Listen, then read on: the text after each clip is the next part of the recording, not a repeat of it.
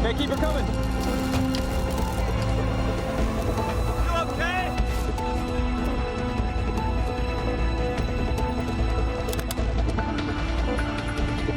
Send me down the computer. Here it comes.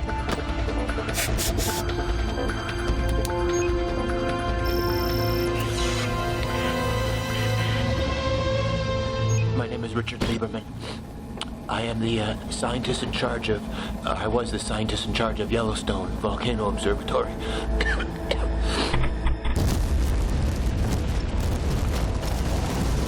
I'm not sure what day it is, and I'm not precisely sure if the eruption is over.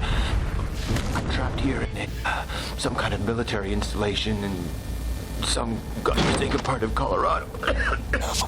We've got no food, and we've got no power, and the ashfall has contaminated the water supply. The air is so thick with it that we can barely breathe. These men that I'm with, they think if we stay put that we're going to be rescued. But I honest to God believe if we just watch and wait, we're as good as dead.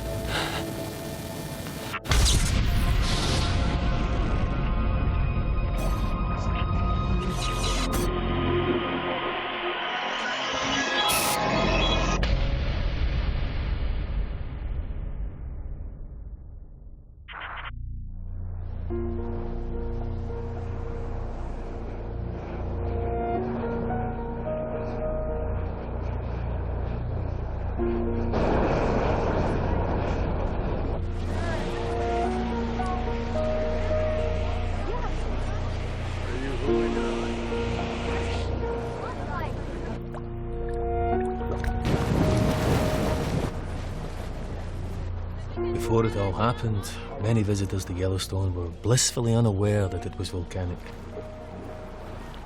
After all, where was the cone-shaped volcano, like Mount St. Helens or Vesuvius? They didn't realize that they were actually standing on top of it, that beneath their feet was one of the largest volcanoes in the world. The truth is, we were only just beginning to understand the workings of the park ourselves. And Virgil, the virtual geophysical imaging laboratory, well, that was going to help us. Or at least, that's what our boss, Michael Eldridge, tried to persuade the press.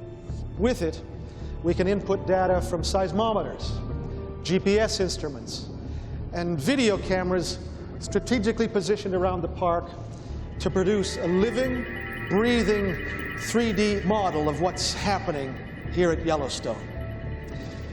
Virgil can also help us to understand the park's beating heart.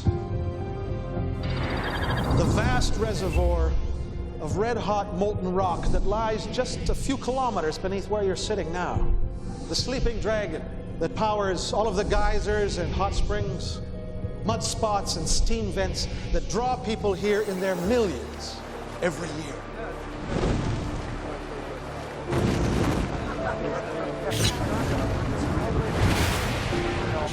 You see those colors around the edges?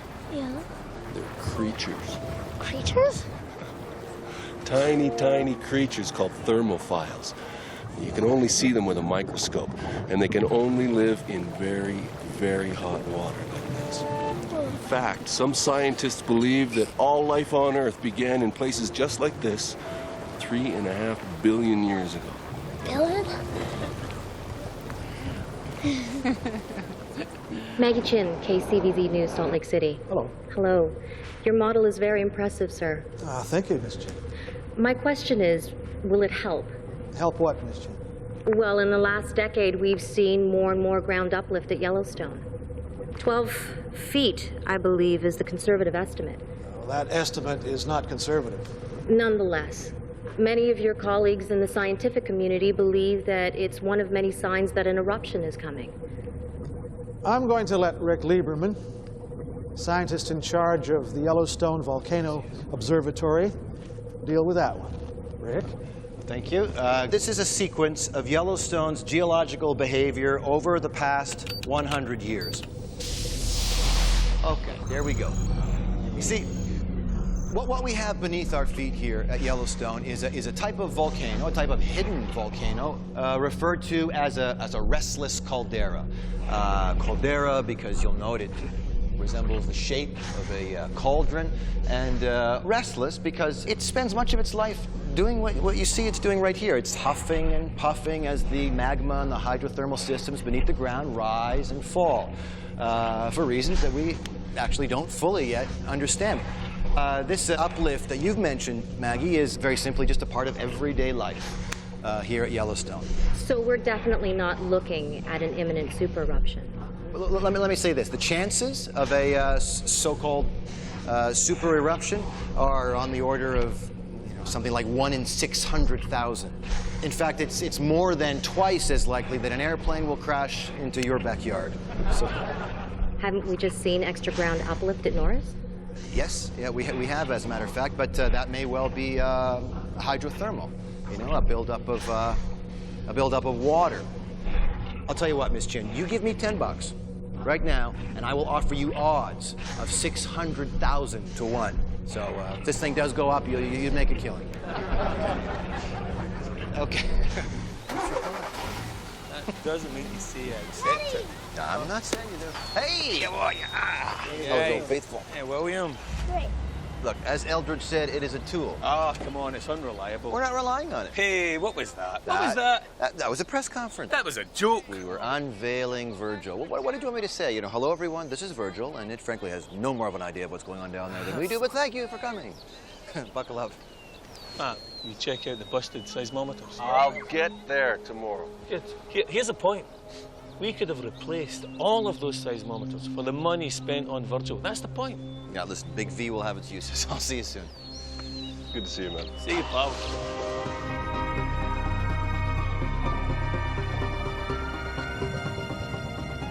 Listen, I need the coordinates of the Taiwan quake. Yeah. Kaohsiung region. Yeah. Hey. 5-7. Yep. 3-3. Okay. This thing takes up far too much space,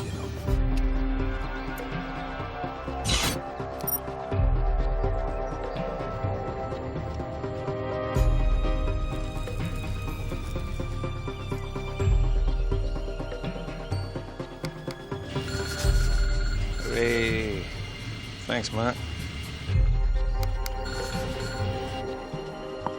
Guess what this is? You tell me. Pumice. It comes from deep inside a volcano. It's so hot the rocks all melted. But when the volcano blows up, it gets blown high into the sky.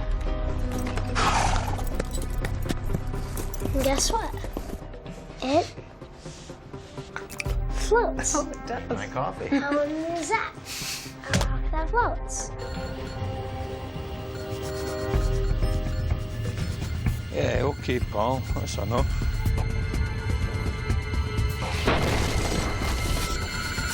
Hey, I found out about flights. They said it's fine at 7 months. Oh, come on, Fee. Honey, we just flew to Yellowstone and back. Yeah, I know, but that way you were with me, and B, you weren't in the air for like 11 hours. And then I don't get to see my mum this side of Christmas, do I?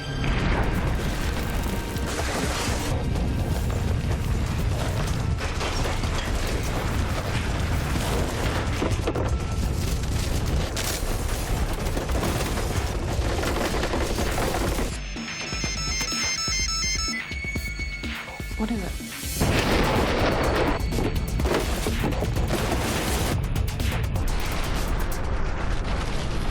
Shit, we got a quake. What? I'll call you. I'll see you guys soon. This is Matt. What's the damage? Well, some broken glass for sure, nothing major. Okay, what do we got? Be in touch. 6.9. 10 kilometers beneath the South Arm Fork. Okay, I'm running a simulation. 6.9 at what? 10 kilometers beneath the South Arm Fork. That's confirmed, 6.9. Standing by for more data.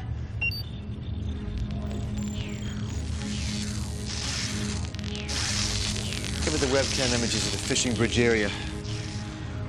Over, say the last 5 minutes. Whoa, go back.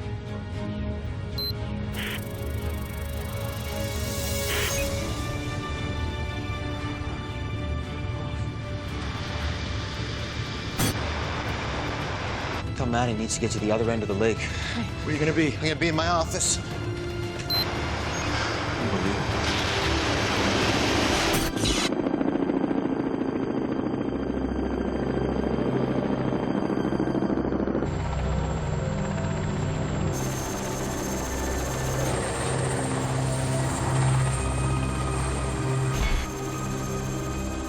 Fortunately, due to the remoteness of the area, damage was limited. But tragically, 9 bodies have been recovered so far, 3 of them children. All from the fishing bridge area of the park. As well, 43 people have been taken to hospital with various injuries, some of them life-threatening. I'm going to hand you over now to Mr. Rick Lieberman of the USGS, then we'll take some questions. Rick? The earthquake, a 6.9 on the Richter scale, occurred at 12:13 local time, centered at a depth of 10 kilometers beneath Mount Sheridan, at the southern end of Lake Yellowstone. The earthquake triggered a landslide off the South Arm Fork, which in turn caused a tsunami wave to hit the northern shore here a few minutes later. All indicators suggest that this quake was not volcanic, but was tectonic in its nature, caused by a grinding together of the Earth's plates along a known fault line. The pattern of aftershocks of decreasing magnitude is consistent with this type of seismic activity. Any questions? Is it true Old Faithful is stopped? Yes, that is true. However, ground movement can both block and unblock hydrothermal features. Has there been any effect on the uplift at Norris? No, not that we've seen at all, no. Are you still sure that there isn't going to be an eruption, Mr. Lieberman? As I've said, Miss Chin, this earthquake was not caused by volcanic activity, as far as we know. We are increasing our alert status to yellow, which, as you know, does mean watch. Does that mean you're not ruling out an eruption? Look, Miss Chen, Yellowstone has sometimes as many as 3,000 earthquakes every year. None of them followed by eruptions. Now, everything points to this being a one-off tragic accident. The truth? We had the Hebgen Lake earthquake in 1959, a couple of miles from Yellowstone. 7.5 in the Richter scale. Massive landslide, 29 dead. And it didn't indicate a damn thing. Again in 1975. Mag 6, it didn't either. I mean, hell, I'm a politician, not a scientist. The USGS guys tell me it's another Hebgen Lake. I gotta take their word for it. You know? You go on the available facts. Problem was that with a place the size of Yellowstone, we didn't have all the available facts.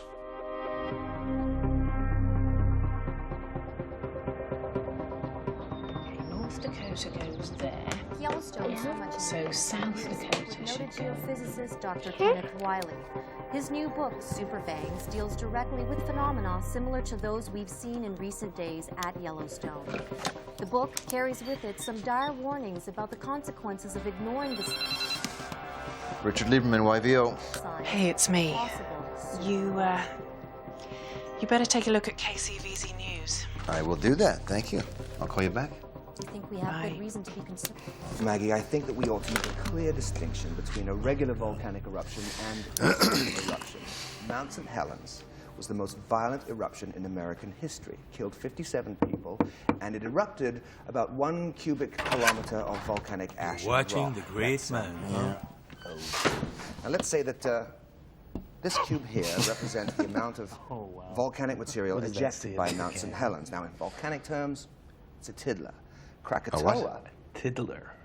the Indonesian volcano that erupted in 1883, was 17 times larger than Mount St. Helens, killed 36,000 people, and it's represented by this cube here. Finally, we have this. This is 2,500 times the size of Mount St. Helens. This is a supervolcano. This is currently sitting underneath the ground at Yellowstone Park. And when was the last time one of these super eruptions happened? About 74,000 years ago, in a place called Toba, on the other side of the world, Sumatra, Now, the volcanic eruption there was so vast, it created a volcanic winter, plunged the world into darkness, and all but wiped out the human race. Missed one, though, didn't it? And Yellowstone has produced eruptions on this sort of scale before? Oh, yes. 3 times in the last 2 million years. And you think that the activity that we're seeing there right now may indicate that it's about to happen for a 4th time? Oh, God. Yes, I do believe that these events are cyclical. 3 caldera-forming eruptions in the last 2.1 million years means, on average, 1 eruption every 600,000 years. And we haven't had an eruption like that at Yellowstone for 640,000 years now. In other words, we're overdue. No. Yes, I believe that we're overdue. Jeez. I believe that the warning signs are there, if you care to read them. Thank you, Dr. Wiley. You're welcome. Thank you, Dr. Wiley. God. I know he's your brother-in-law, Rick, but the guy's a total numpty. That's not a good thing, right? No, that's not good, no. We were trying to monitor something so vast that it was almost incomprehensible. The park itself is over 2 million acres, and somewhere within that was the volcano. But for the longest time, we couldn't figure out where. Then in the 80s, NASA took some aerial photographs of the park, and these photographs revealed the volcanic crater for the first time. It turns out we'd been looking on the wrong scale. This crater measured 85 kilometers by 45, big enough to hold the largest city in the world, Tokyo. Population 18 million.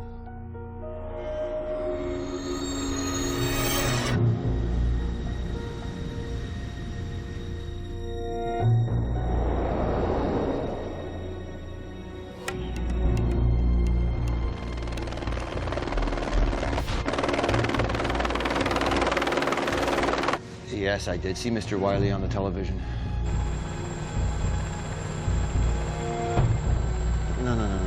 No. Approximately every 600,000 years, sir. I mean, with a conservative margin of error, we could be up by 100. And I'm telling you, sir, we're not hiding anything, all right? Everything we know is out on our website. How's it looking, Matt? It's looking good, normal. I'd like to make a couple more passes, though. Sure, no problem.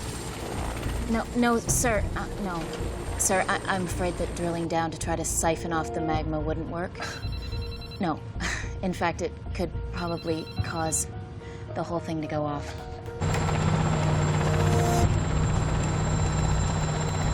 Yeah, I don't like that. Can we get down there? It's all true. This thing's ready to blow in a matter of, well, days, if not hours, and absolutely everybody is going to die horribly. You're welcome, Your Holiness. Nice. CO2 levels are good up here. It must be ground level CO2 that's killing those trees. Yeah, it looks like those trees are dying.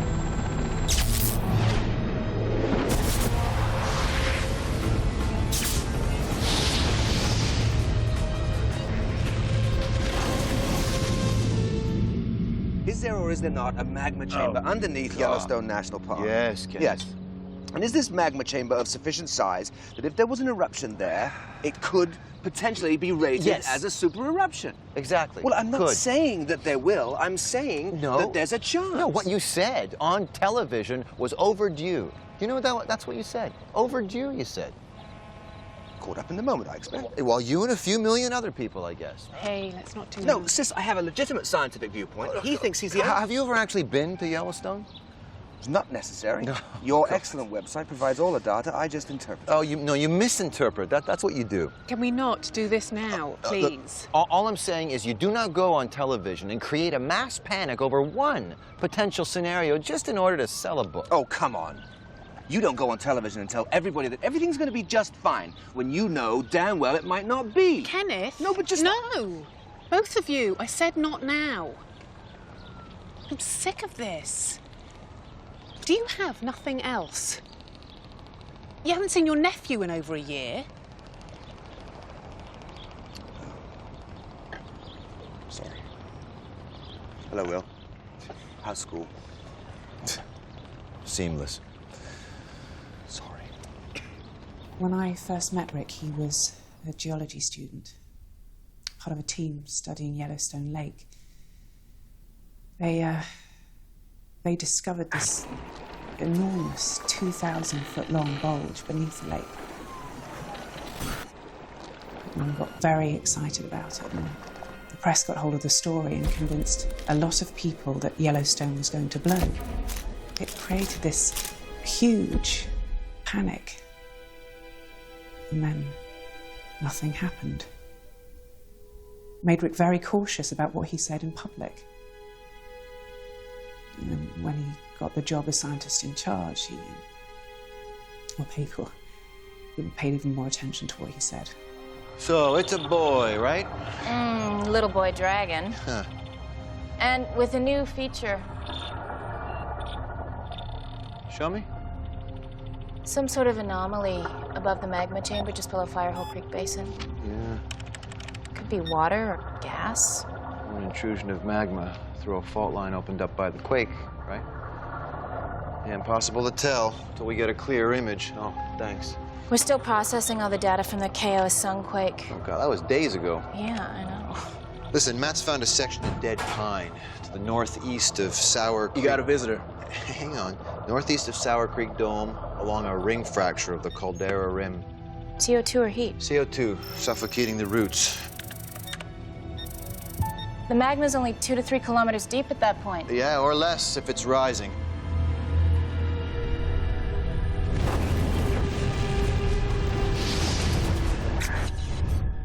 All right, so who is it? Wendy something from FEMA. Wendy Rice? The undersecretary in charge of the Federal Emergency Management Agency is here. You told her to wait in my office? You're fired, Dave. You can't fire me. Yeah, you're lucky that's true. I'm sorry. Ms. Rice. You've caught me off guard. Sorry. I'm Richard Lieberman.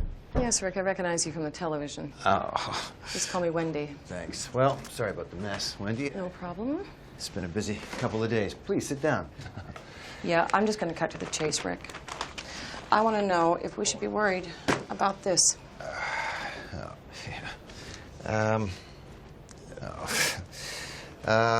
Based on the data that we're getting, yes, there are indicators that there could be an eruption. Or it could be business as usual at Yellowstone. Now, if there is an eruption, then there is a good possibility that it's going to be a moderate one. This isn't enough, Rick. If there's even the slightest chance of this happening, I want to know what that means. I want to know what we can do about it. How much do you know about super eruptions? But super in front of eruption, I don't imagine it means better. Can I show you something? Please. Okay. See, the magma chamber that sits underneath Yellowstone? Well, here. We think it's roughly the same dimensions as the caldera rim itself. We think it's around 40 kilometers wide by 80 kilometers long and around 8 kilometers deep. You think? Yeah, it's a very difficult thing to get a clear picture of. In fact, the only way to even attempt to see a magma chamber is, ironically enough, by relying on earthquakes. Have a seat, please. Thank you. It's called seismic tomography. What we do is we plant an array of seismographs throughout the park, and then when an earthquake occurs, the seismic shock waves from these events travel through the earth. Now, these waves move slightly slower through the molten rock than through the solid rock. So we can use these slight differences in arrival time here at the seismometers to begin to calculate and plot the rough dimensions of the chamber. It's kind of like sonar. And that tells you how much magma is down there. Well, what we're trying to determine essentially is the nature of this magma. Is it eruptible magma? Is it too viscous? Is it too sticky to go anywhere? Or is it molten enough? Is it liquid enough that it can escape? You know, we also want to know how it's situated in the chamber. Is it kind of spread out in individual pods or pockets throughout the chamber? Or, and this is what we don't want, is it accumulated in one place, sufficient enough that it could trigger a super eruption? Okay, let's talk worst case scenario. Okay, well, we have run some projections based on the first super eruption at Yellowstone 2.1 million years ago, essentially because this is the one we have the most data available on. Now, if the next one were to behave in a similar way, then we would be looking at between 2,000 and 3,000 cubic kilometers of rock, gas, and ash erupting across the United States in a pattern that looks like this. Zone 1 represents a 100-kilometer radius around Yellowstone. Basically, everything in this area would be completely wiped out by pyroclastic flows. That's the rock and ash that spills from the side of an eruptive column. That is a pyroclastic flow. These surges can travel up to 700 kilometers an hour. So, yeah, these journalists were very, very lucky. Yeah, this woman was caught at the edge of a pyroclastic flow. You see, these surges can reach up to 800 degrees Celsius. Anyway, yeah, that's what happens to anyone that's within the first 100-kilometer radius of the volcano. Now, out here in zones 2 and 3, virtually everyone and everything in these two areas will be trapped by extremely heavy ash fall. That's roughly 3 million people.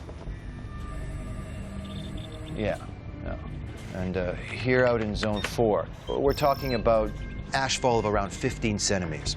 Now, 15 centimeters, that doesn't sound like a lot, but you add rain to 15 centimeters of volcanic ash, and that is certainly enough to collapse a roof. And then, you know, in zone 5, it gets down to around 5 centimeters of ashfall. This is a huge area covering most of the grasslands. Any animals that happen to be grazing there. And that's also the grain belt, of course, so that's all the food gone.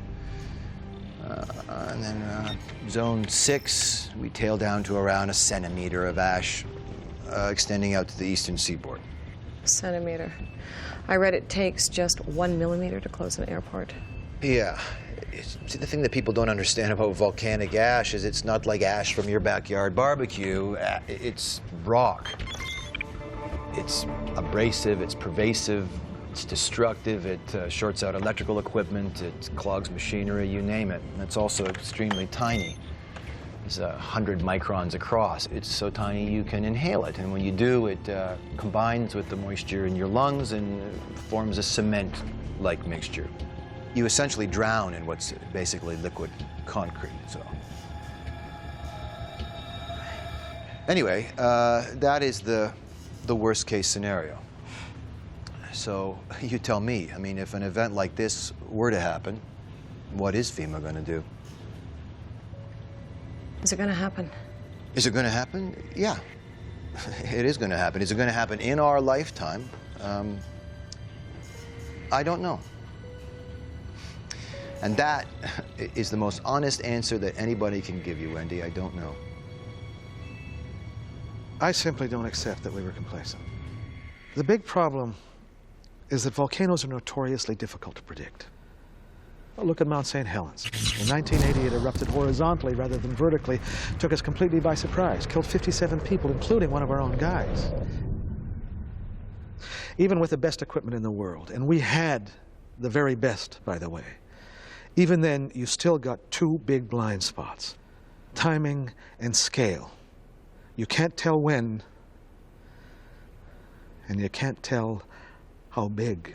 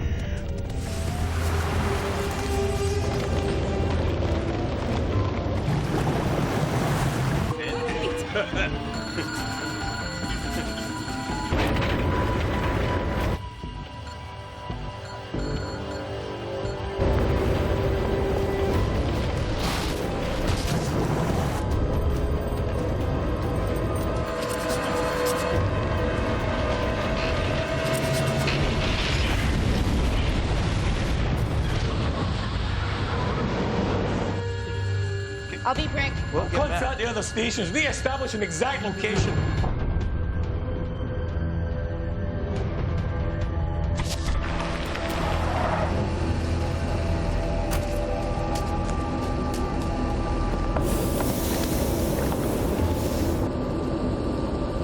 Mr. Lieberman! Mr. Lieberman! Mr. Lieberman! Mr. Lieberman! Yes. Are you still denying the possibility of a super eruption?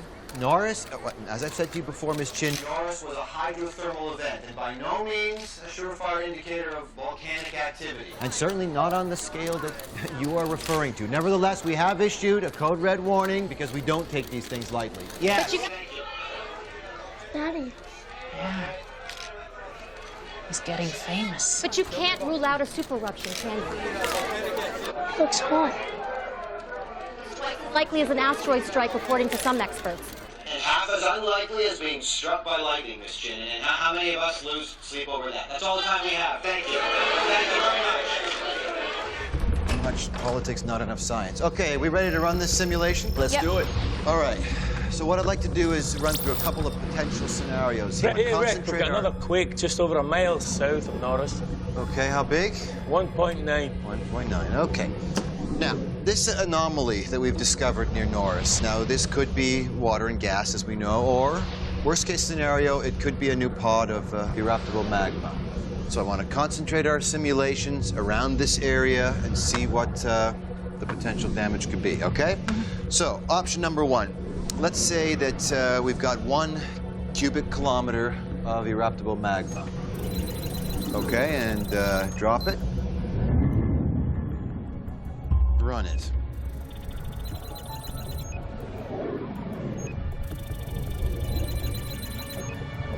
No eruption.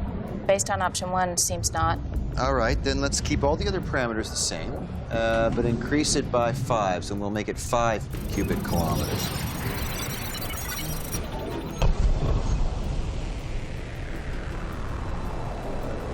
Okay, how big is this? Moderate BEI2. BEI2, and duration? Over approximately 3 days.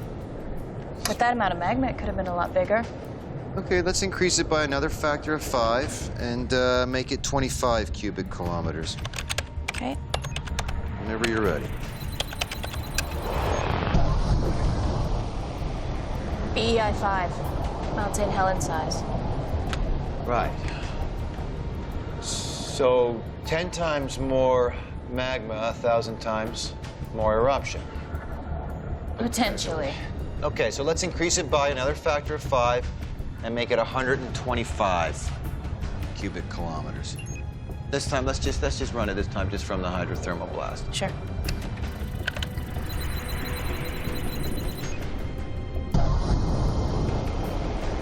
BEI5 again. Okay. BEI5 again.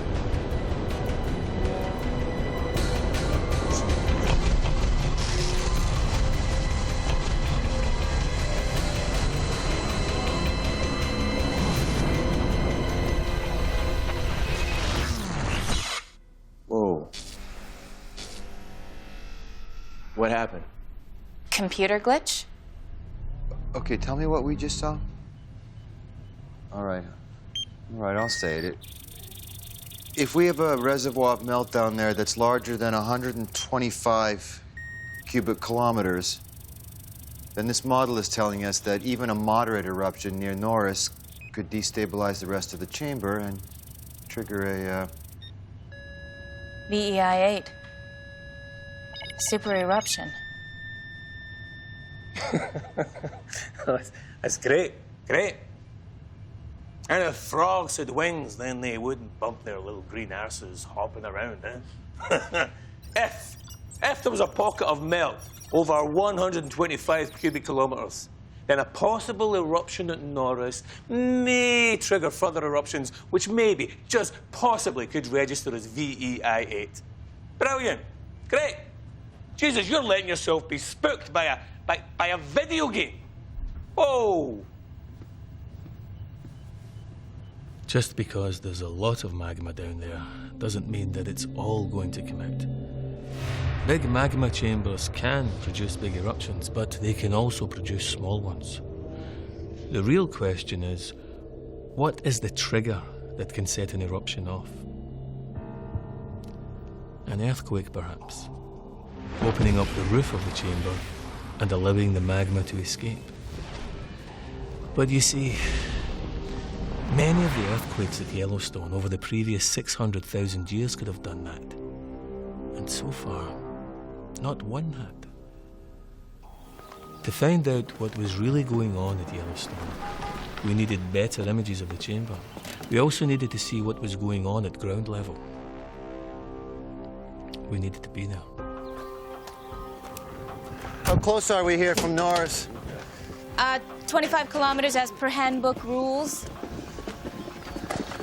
Exciting, huh? Oh, yeah. Very exciting. With any luck, it'll erupt. Well, we have such a good view.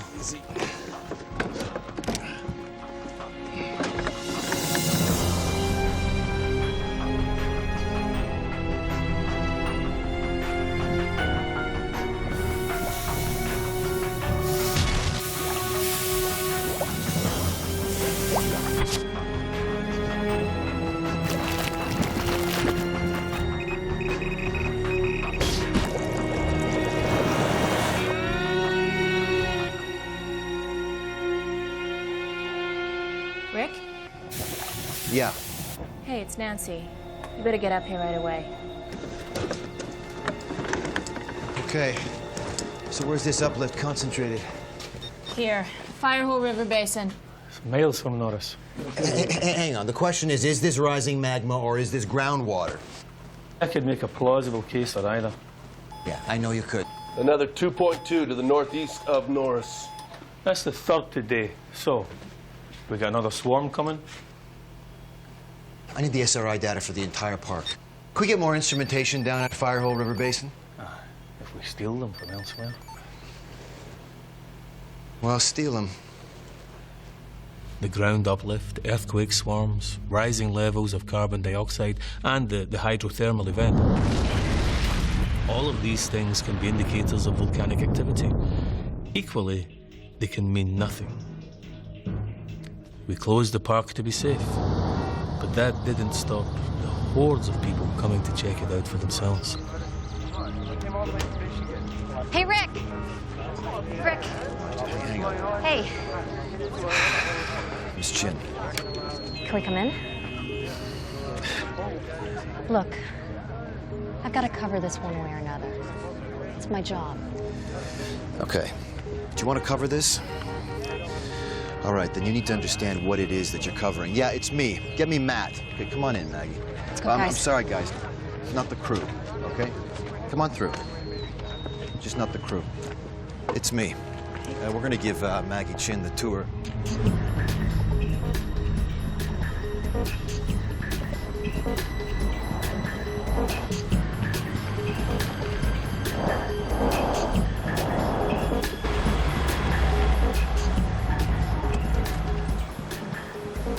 Take a look up there.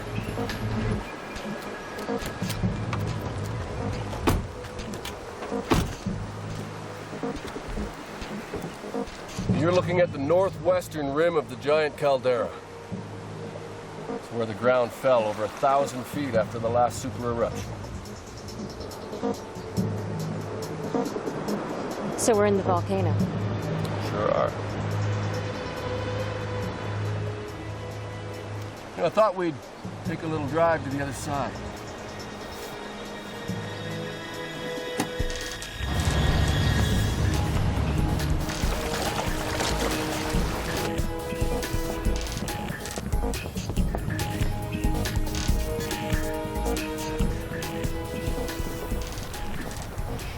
So, what can you see? Yellowstone Lake. Okay. Now look out across the lake to that range of mountains on the far side. The Absarokas. That's right. How far would you say those mountains are from here? How far? 10 miles? Roughly 15. Now those mountains are where you'll find the eastern edge of the giant caldera. The western edge is about another 15 miles behind us. From north to south, it's even further. It's over 50 miles. So that's about 45 minutes of driving, and we're still only in the center of the volcano crater. What's your point, Matt? My point is, if this thing erupts, you'll die. If you think you're going to win some award or get promoted because you knew about this first, you won't. There won't be anyone around to give you your pat on the back.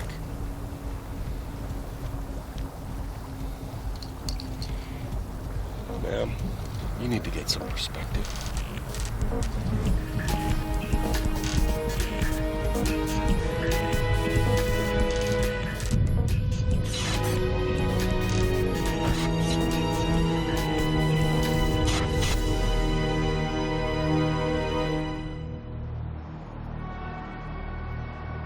Would erupt with devastating force, causing destruction on a previously unknown scale, not just in the immediate vicinity. Just a few inches can increase the weight beyond breaking point, and that doubles it. I wouldn't call it complacency exactly. I do think the USGS is being rather slow to react to certain threats that I think are serious. Every 600,000 years. You think that it's going to happen on our watch? I don't know. It's just a feeling. You feel it. You know what? It's not a feeling. It's more, you know what it is? It's a fear. Fear of what? It's a fear of not knowing enough to be able to predict something like this. It's the fear of knowing too much and not being able to do anything about that. You know, it's not something that we can afford to take a gamble on, you know? We look at numbers and graphs and simulations for answers. Well, what happens when we don't get them? Rick, it's different out here. There's a feeling that something's about to happen. But what do I know? Yeah.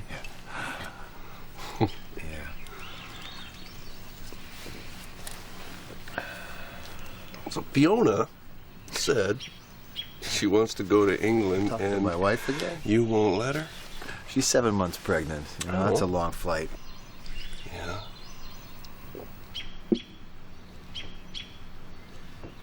Put her on the plane, Rick. To a geologist like me, there is only one surefire sign of an impending eruption, and that's harmonic tremor. That's a seismographic reading which indicates that magma is on the move. Even then, though, even when you see one of those, you can't tell how big an eruption you're looking at, but you know that it's coming. Well, on the 26th of June, for the first time, we saw just that. We saw harmonic tremor. And where is it? Norris. Rick, you want to suggest a change of alert? Yeah, you know, another red, it's going to create more panic. This is as sure as we get. I know. This is imminent now. I know. You want me to plug the data into Virgil? And find out hang what... on, hang on. No, really, please, and find out please. what... Let's do that and just see if it... Look, there's going to be an eruption, okay? We know that. I don't need you to tell me what harmonic tremor means. So now you need to advise an upgrade to the alert status, and you need to let people know. Okay, so if I upgrade to a red, everyone's going to think that we've got a super eruption on our hands, and I am not going to be held responsible for some kind of mass panic. But wait a minute, it is our responsibility. No, shut up, Dave. It's our job, it's our duty to let people know, to tell them what we know, so get your ass off the fence. Well, and you tell me, going on TV and telling Joe Sixpack that the end of the world is nigh, you tell me how that's going to help this situation. What do you think our purpose is here? Hey, listen, I will brief FEMA and I will brief the state, but just before they evacuate the whole of America, they're going to want to know how big the thing's going to be. Well, at least the ship's got a bloody captain there.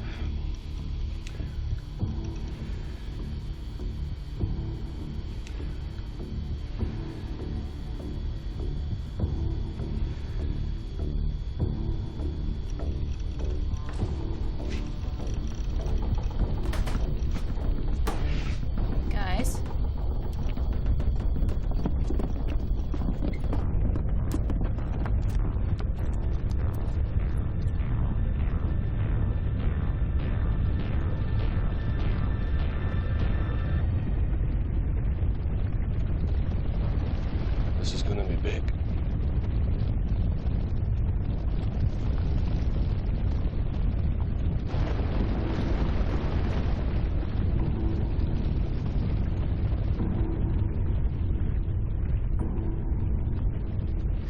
is going on? Nothing is going on. What do you want me to say? Come on. What, no mention of it for weeks, and all of a sudden we're going to England. It's not like that. I'm not supposed to be suspicious. Look, you said that you wanted to go and see your mom, Jesus, right? Rick, just be honest with me. I'm being honest Are with you? you, yes. This is going to be a big eruption. You've got to come with us. It's going to be exactly what I said that it's going to be. You know, this little girl may never meet her father because of the decision you're making right now.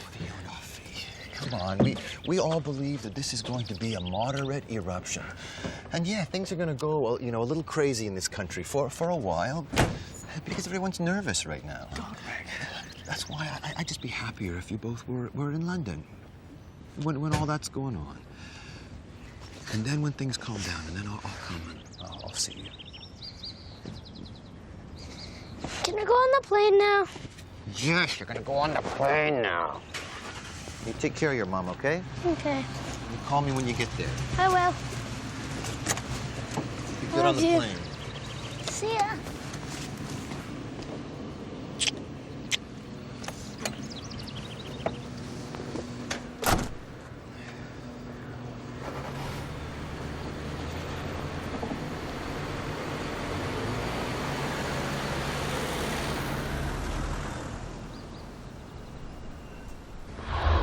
I'm going to refer you to our San Francisco FEMA office, and I want you to talk to Lisa Cochran.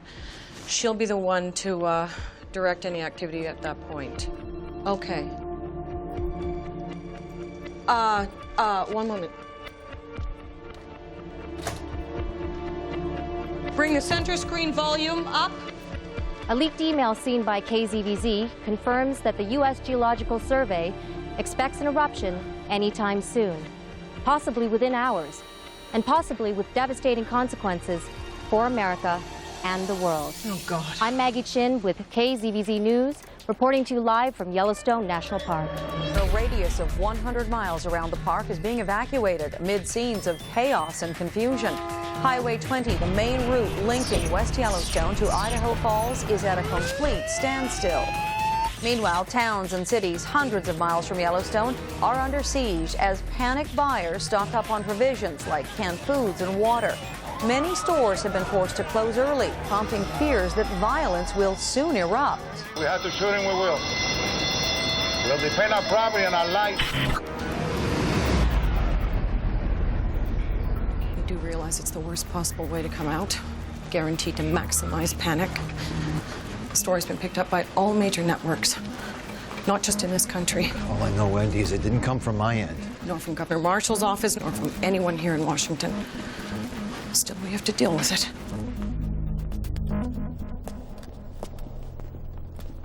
Sir, this is Rick Lieberman. Hey. Rick, Joe Foster, Secretary for Homeland Security. Michael, you know, of course. Hey. Governor Marshall should be joining us at any moment. Didn't expect to see you here. Hello, everybody. Billy, glad you could join us. Half my state's about to be vaporized. I thought I should attend. Rick, please have a seat. I'll get straight to the point. This leak hasn't just caused chaos here, but around the world. Well, it certainly didn't come from USGS. Nor FEMA. Yeah, all right, people, the buck is well past. Wherever it came from, the media have got hold of it, and now we have got to address it. So, Rick, what I'm going to ask you is very simple. I need you to make a statement ruling out the possibility of a super eruption. Well, ruling it out. Nothing bigger than Mount St. Helens. People would accept that, and it's what the evidence suggests. I can't. I beg your pardon? Well, I'm sorry, I can't say that. Why the hell not? Because our computer model now suggests that even a small eruption could destabilize the magma chamber and trigger a super eruption. Rick, I understand that, but you're talking remote possibility. No, I'm talking about... What I am talking about are hard facts. Fact one, there are food riots. People are fighting each other to leave the country. Fact two, the dollar is on its knees. Wall Street has crashed. Your country is going down the toilet, and you're telling me you're not prepared to make a statement to help stop that? Please, with all due respect, sir, Governor Marshall? Rick, every highway, every interstate in Montana, Wyoming, Utah, Nebraska, the Dakotas, Iowa, and Nevada is turning into a goddamn parking lot. Everybody's trying to get the hell away from Yellowstone. Nothing's even happened yet. Yet. Now, the point is, Rick, even if the worst does happen, with clogging up the roads, screwing up the airlines, that's not going to do any of us Wendy, any good. I appreciate that, Wendy. I do. But until I have something definitive, please don't make me make statements that are Rick, contrary to... You know as well as I do that harmonic tremor can stop as well as start. Mike. It's your responsibility. My responsibility is to tell the public and the landholders what is happening at Yellowstone. You know that. You used to know that.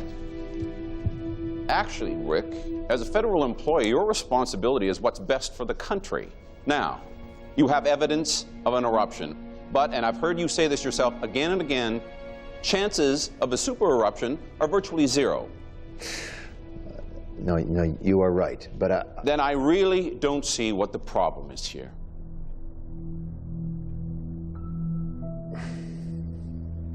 Thank you all. I'll see you in 10 minutes.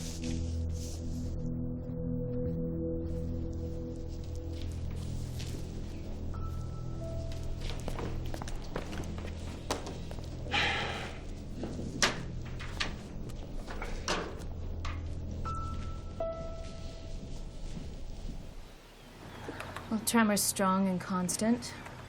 I'm plugging the coordinates into the seismic image. Okay. Should give us a clearer idea where the magma is. Good. Good. You get everything you need, Dave? I think so. Right. Well, enough to get me going until you guys join me tomorrow. Oh, we'll be out of here first thing. All right. Don't leave it too long. Don't worry. Okay. You out of here? I'm out of here. You take care, man. Ladies and gentlemen, as you know, Rick's on TV. America and the world has been watching with growing anxiety the developing situation at Yellowstone National Park. After a full briefing from the U.S. Geological Survey, and in particular the scientist in charge at Yellowstone Volcano Observatory, Rick Lieberman, I can assure you all that after weeks of intensive monitoring at Yellowstone, they have gathered no evidence to suggest a so-called super eruption is imminent. Instead, the USGS believes that a small to moderate eruption, an event comparable in size to the eruption at Mount St. Helens in 1980, may be due. At this moment, we are taking the appropriate precautions in line with this scale of eruption. The evacuation of the Yellowstone vicinity is currently underway. For those in states bordering Wyoming, we ask you to follow standard state advice, remain indoors, seal all doors and windows, and stock up on sufficient food and water for 3 days. I ask my fellow Americans to stay calm and to use your usual good sense at this time.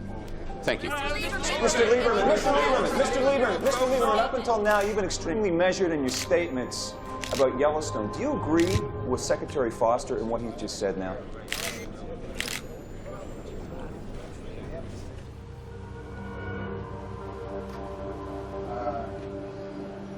Yes, I do.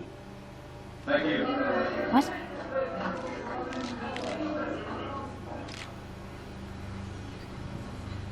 Nailed the poor bastard to the wall. Passengers on flight HA356 to San Francisco. Hi. Towards the rear of the plane, left-hand side. Boarding pass, please. Oh. To left-hand side, sir, towards the rear of the plane. Okay, thank you. Hi. You sitting up here? Oh. Hello there. No, I'm back there. Important business in Washington, and USGS has you sitting in the back of the plane. I recommend a sweet publishing deal. Big TV star like you. Yeah. Oh, there. I take it you had a gun to your head this afternoon? Yeah. You could say that. Fiona and William? Oh, they're on a plane to London. Oh, see ya.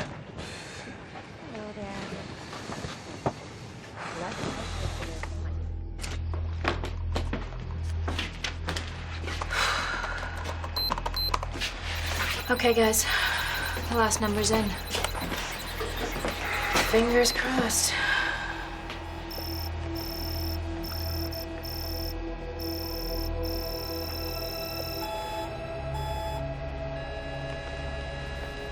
Just what are we looking at here? 1,500 cubic kilometers of melt.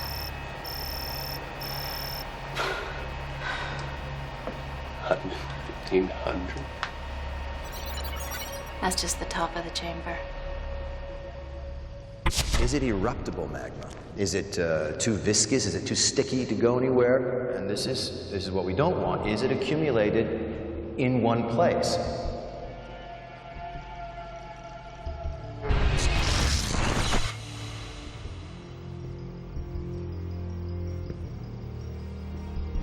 This model is telling us that even a moderate eruption near Norris could destabilize the rest of the chamber and trigger a BEI-8, super eruption. Jesus, you're letting yourself be spooked by a video game.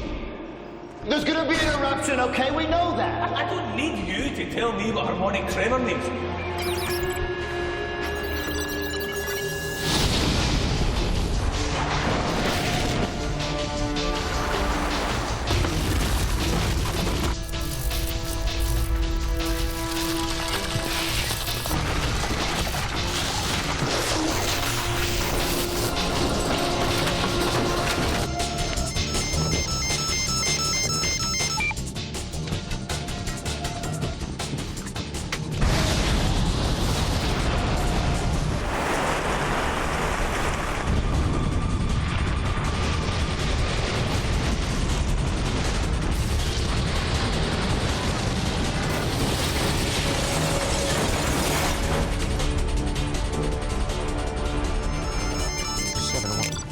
Sorry. Sir, please sit down. The captain hasn't turned the fasten seatbelt sign off yet. Sir, there... Field office. I need to speak. Sir, I have to ask you to turn your phone off. Jack! I think he's over here!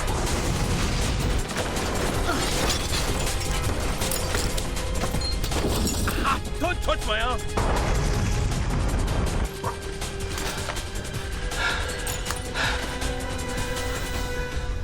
This is it, man. It started.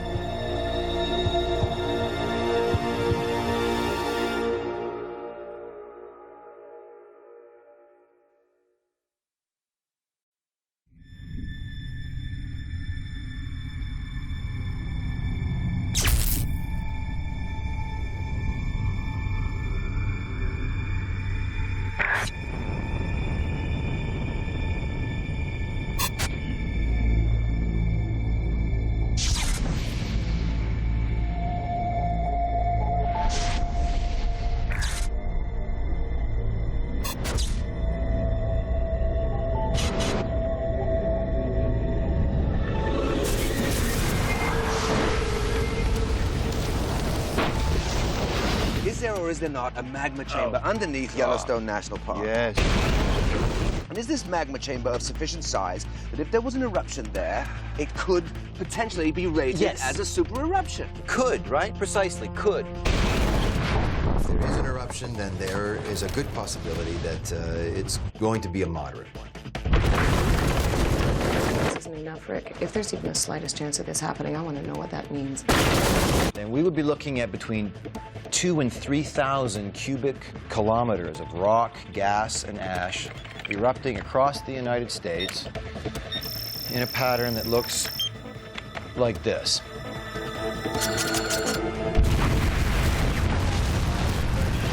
Expects an eruption anytime soon, and possibly with devastating consequences for America and the world. Oh, Jesus, Rick, just be honest with me. I'm being honest with you. Yes. This is going to be a big eruption. You've got to come with us. I don't need you to tell me what harmonic tremor means. If I agree to a raid, everyone's going to think that we've got a super eruption on our hands. But I am not going to be held responsible for some kind of mass panic. Mr. Lieberman, Mr. Yes, Lieberman. hang on. Mr. Hang on. Lieberman. Yes. Are you still denying the possibility of a super eruption? It's twice as likely as an asteroid strike, according to some experts. And half as unlikely as being struck by lightning, Miss Chin. And how many of us lose sleep over that?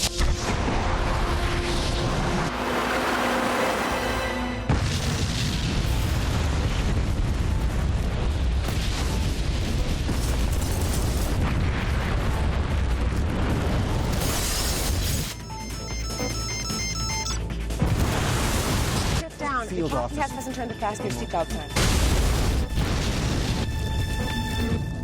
This is it, Matt.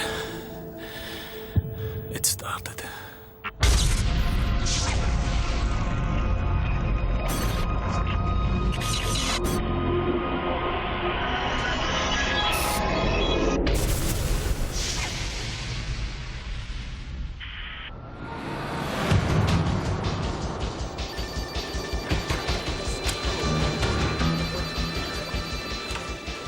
Hey, Bob. Nice dress. I'm sorry to haul you away. Not a problem. Who have I got from USGS? No one. What? You can't get through to their field office at the moment. Hey, Dave. Michael Eldridge is on his way over. Is this vac imagery all we have on this? Yeah, and it's only a projection. What? Okay, Air Force, I need a plane up there as close as they can get taking a look at this thing. Let's brief the White House on what we know so far. Dave, get VAC on the line. I want to talk to Governor Marshall in Wyoming, Joe Foster at Homeland, and keep trying the Yellowstone field office. And Bob, please get me something else to wear. Sure. Mary?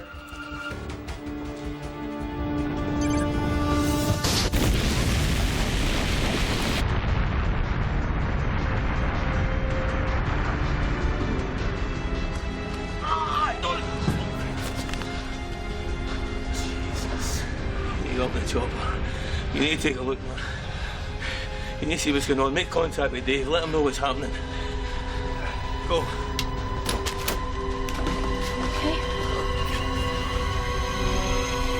There are two kinds of volcanic eruptions, red and gray. In a red eruption, the magma, it's actually called lava when it's erupted, flows freely from the ground.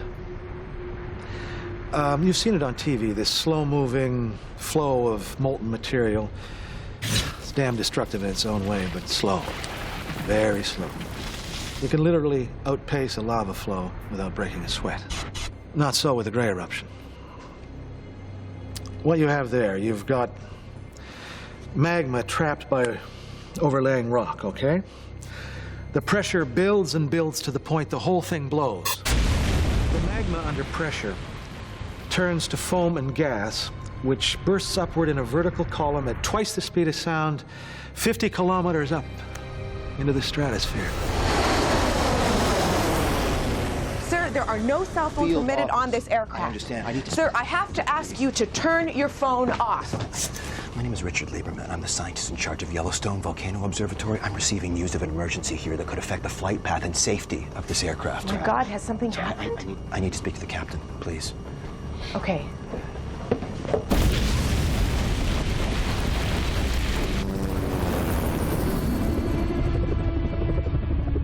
Dave, come in, Dave. This is Matt.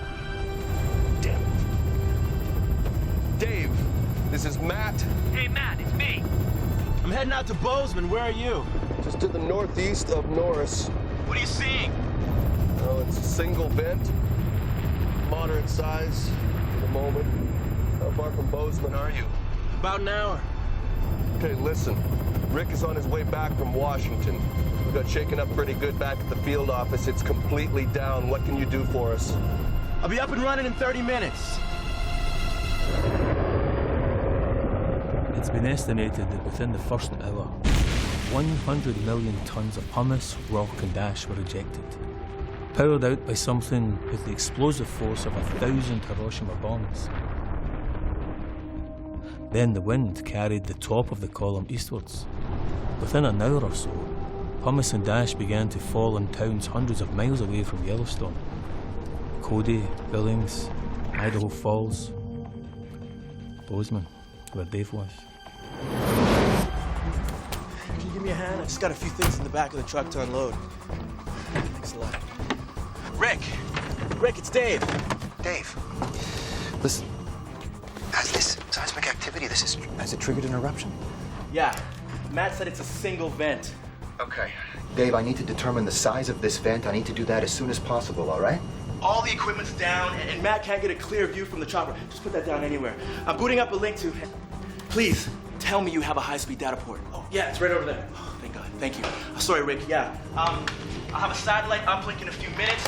Should be able to see the ash cloud, and I'll patch in the back. Okay, listen, Dave, I need you to talk to Michael Eldridge in Washington, okay? Get a hold of him, just, inform him about what's happening, and tell him that we need him to declare red level 3 emergency, all right? You got that? Red level 3. I got it. All right, and if this vent gets any bigger, anything else opens up, then I need to know about that, Dave. Will do, boss.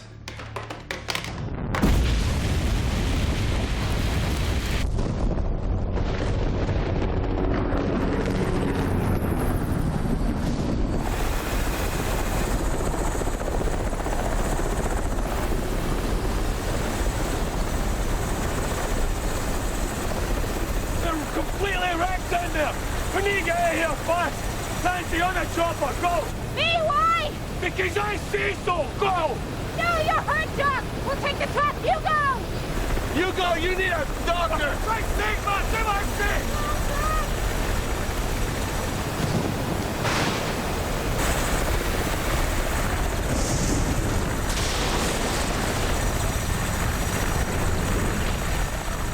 The biggest danger from an explosive eruption is the pyroclastic surge.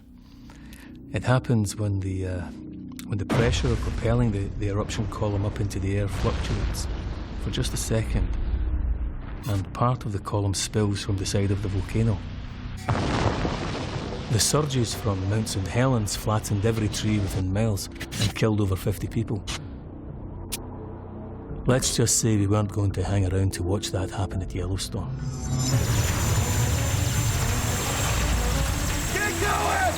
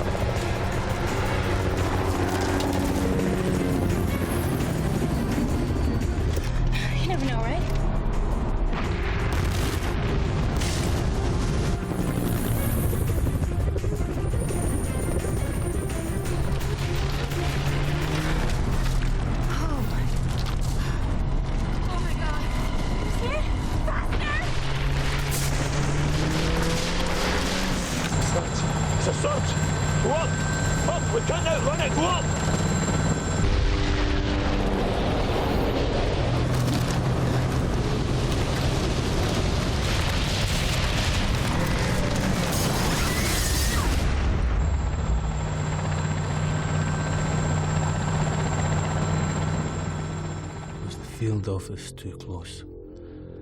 With hindsight, yes, but you have to be close to get accurate information. And no one could have anticipated the size of that surge, its direction, or its speed.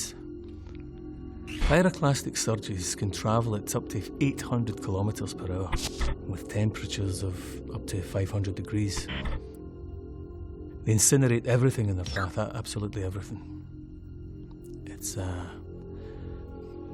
hell coming towards you. They didn't stand a chance. All of them? Are you sure? Yes, I'm sure. I'll just talk. Oh, Jesus. All right. Where's Jock? Mm-hmm. No, I'm walking into FEMA now. Just hang on.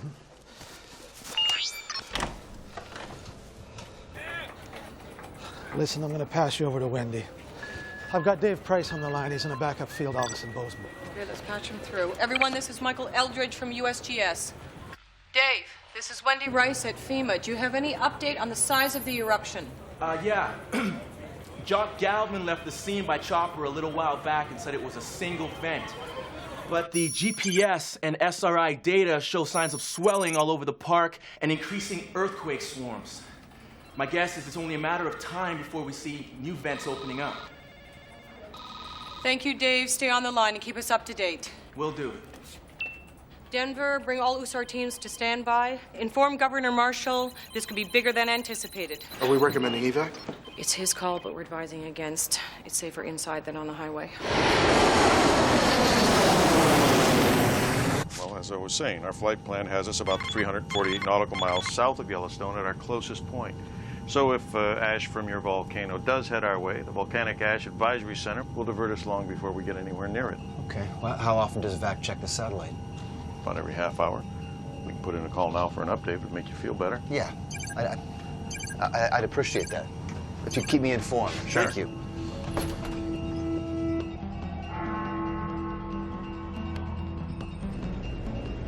We're just getting reports, unconfirmed so far, of a major volcanic explosion in Wyoming in the United States. Will! Early reports from Wyoming say the eruption has killed literally thousands of people. Many cities near the volcano in the Midwest have been destroyed. Authorities now fear a humanitarian catastrophe on an unprecedented scale.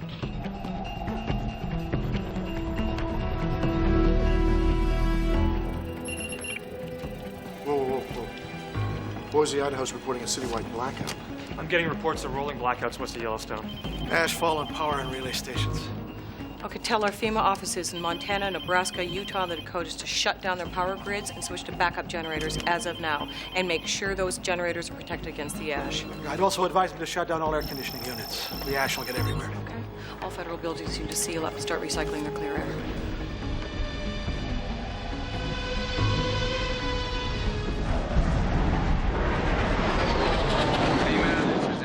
Trigger 2, over. Go ahead, Trigger 2. I'm now monitoring the eruption column at level 500. Indications are below about 290. The wind is westerly, but above that it veers around to 7 or northwest. Over. Hank. You got those coordinates? 290, the wind is westerly. Oh, man. It's directly across major commercial air routes. Hank, I want all airspace across the central USA cleared and put east and west coast on standby. Michael, where is your guy? I need him here. Rick Lieberman? Yes. He's in there somewhere. He was flying back tonight. Oh, okay. Anyone need some blanket? Here you go.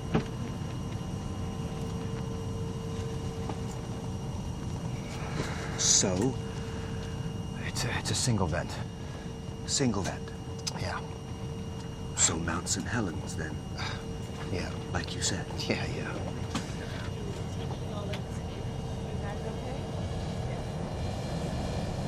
What's that? What? That smell. Sulfur. Oh, Jesus.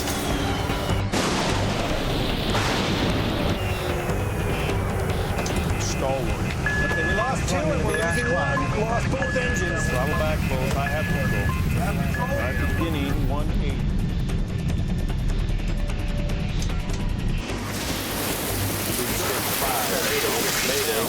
We lost both engines. Lost both engines. You have control starting at 180.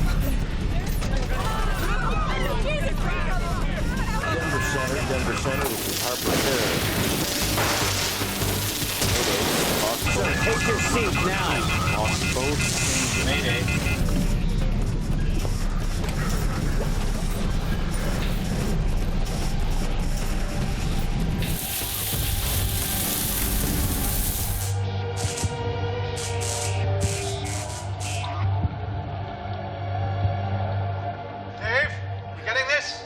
Yeah, I got it. Does the guy have a zoom? Can you get him to zoom in? Trigger 2, can you zoom in?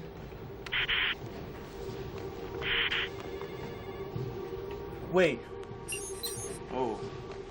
Hey, you see that, Michael? Another one. Yeah. Yeah, that's vent number 2 opened up now. While it was just a single eruptive column, there was still a chance that things would be okay. But the second eruption... Clearly, there was so much magma and pressure in the chamber that it couldn't vent through a single column. Instead, the whole caldera began to unzip in a series of smaller eruptions. Once that started, we had no idea how long it would go on for. Days, weeks, months. We just didn't know.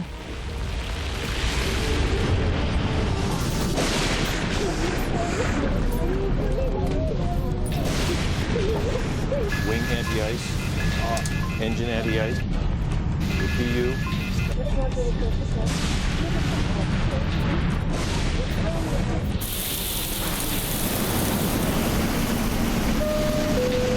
Ladies and gentlemen, this is Captain Frank. We'll very shortly be making a precautionary landing in Cheyenne. The ash cloud has blasted the cockpit window. We're landing blind. On the back of the seat in front of you, clasp your hands under your knees.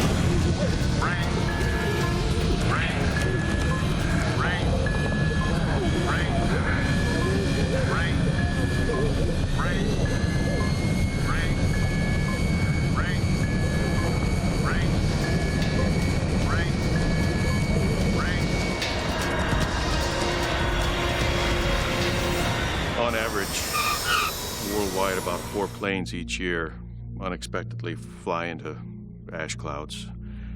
And on that night, 35 did, and that was just over the U.S. Flying into one of these ash clouds is worse than getting a dump truck full of sand thrown into your engines, because volcanic ash, well, it's rock. The ash melts over fuel nozzles, a turbine, various engine parts. The really amazing thing is how often the engines survive and restart once you get back into clean air.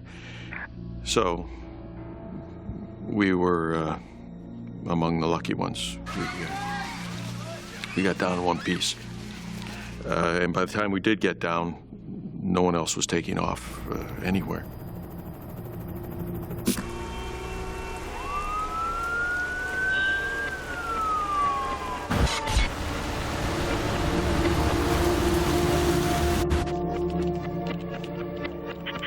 We're getting reports of large numbers fleeing into Canada along Interstate 15 and 29. Lincoln, Nebraska is on standby to evacuate. Stand them down. I need to clear those roads and get me a transportation update on the Coast Guard. The Air Force is evacuating its planes out of bases at Minot, Grand Forks, Ellsworth, Nellis, Kirtland, Offutt, Peterson, Edwards. Is there anywhere they're not evacuating? The East Coast, basically. Thank you. Wyoming's declared a state of emergency. They've asked for a federal disaster to be called. Did you get that, Denver? Guys. Hey, guys. Looks like we got another vent opened up. Oh, God, 3 vents open.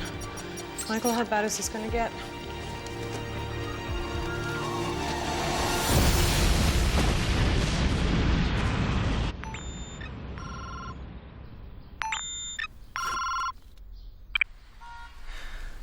Hello? Hey, it's me. Rick, where are you? What's that noise? It's sirens.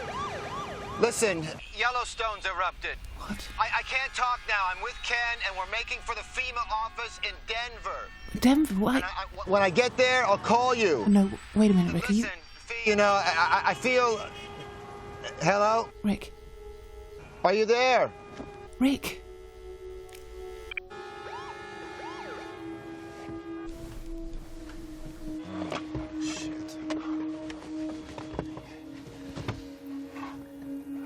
Initial reports suggest that a team of scientists from the US Geological Survey, who are monitoring the site from a field office within the park itself, have been killed. The local towns of West Yellowstone and Bozeman are being evacuated amid scenes of panic and confusion. Well, meanwhile, the growing ash cloud is spreading south and east from Yellowstone, raining down its potentially lethal contents across a vast area. The ash is bringing the roads and freeways to a total... Find military installations. What are you doing? Hang on. Okay. Okay. There is a military installation about 4 clicks this way. They might have a comm links to FEMA. We're not gonna walk. We can't stay here, Ken. Pop the trunk. No, Rick, for God's sake, Rick, it's volcanic ash. We can't go out in it. When Vesuvius erupted, the people of Pompeii stayed in their houses. How do we know that, Ken? It was preserved in volcanic ash. Right. We'd already seen from previous eruptions, Mount St. Helens, Montserrat, Pinatubo, we'd already seen that the terrible damage that even small amounts of volcanic ash can do. If it gets in your eyes, it can blind you. When it's breathed in, it will mix with the moisture in your lungs to form a suffocating cement. It's also unbelievably dense. Just 20 centimetres can collapse a roof, half that amount if the ash gets wet. Only people living within a 100-kilometre radius of Yellowstone had been evacuated. Everyone else, caught under the ash cloud, was in serious danger. Dave, are you getting this? Yeah, I'm seeing it. 2 more vents makes 5. I'd say the caldera is definitely opening up. What do you think, Michael? I concur with that.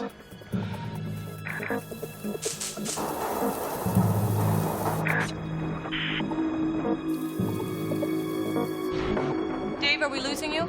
I believe that's here, on the roof. Hold on.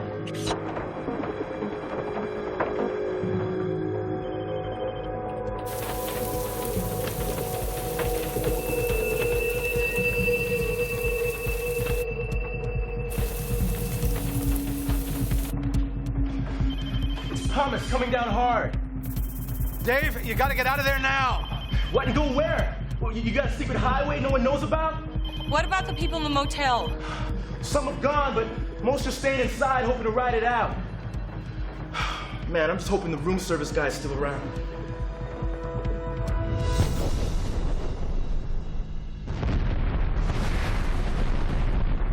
Mum, I'm off to the shops. I won't be long. But it's not even 8 o'clock yet. Yeah, I want to be first in the queue. What makes you so sure there's going to be a queue? This is London, Mum. There's news of a coming crisis. Of course there's going to be a bloody queue. Hello? No. Thanks for letting me know. Yeah, okay. Bye. That's Rick's boss. We're still trying to locate him. Don't worry, darling. I'm sure it'll be all right. Mum, he's under the largest ash cloud ever witnessed. So is Ken. Do you not get it? I'm sorry. I'm sure you're right. I won't be long, okay? Keep an eye on Will.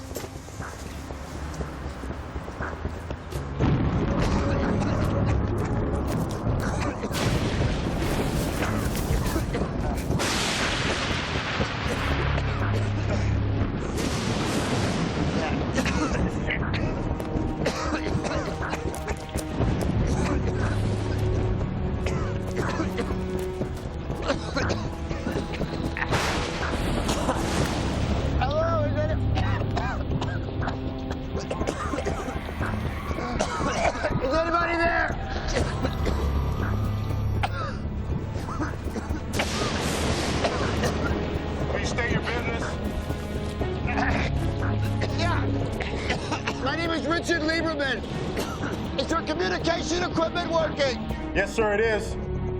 You need to contact Wendy Rice at FEMA in Washington. It's Richard Lieberman, YVO. So hold on a second.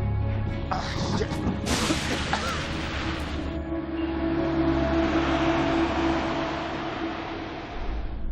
be a living hell beneath the asteroid. It will be swelteringly hot. It will be sticky, and it will be extremely dangerous. And what can people try to do to help themselves? Well, if they're caught out in it, they're going to have to try to seek shelter. Or if they're living in buildings which aren't well constructed, then the roofs are going to collapse. So they need to find somewhere safe.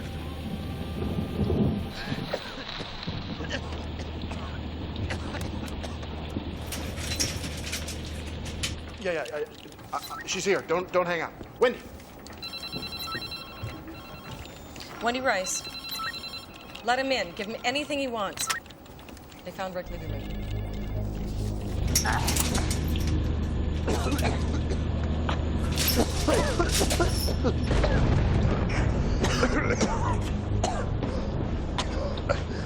Sergeant Jeffrey Johnson. Hope you guys understand the precautions. Yes. Thank you for letting us in. There's water downstairs. Thank you. After you guys.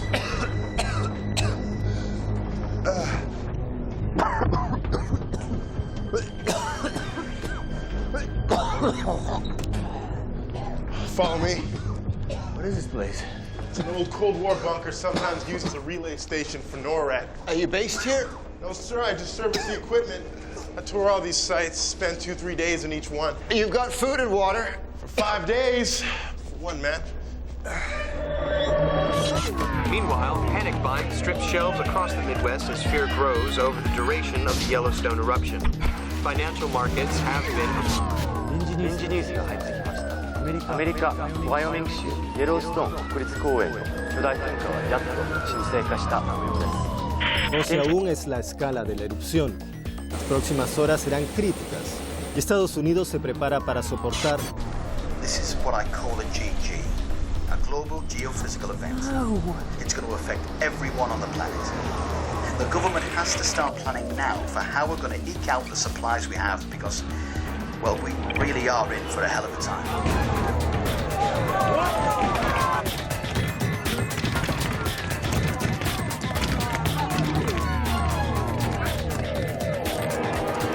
The scale of the eruption is still the subject of conflicting and confusing reports. While officials claim it is the small to moderate event predicted, the ash cloud has spread well beyond the area that's been evacuated, prompting fears that the eruption is much bigger than anticipated.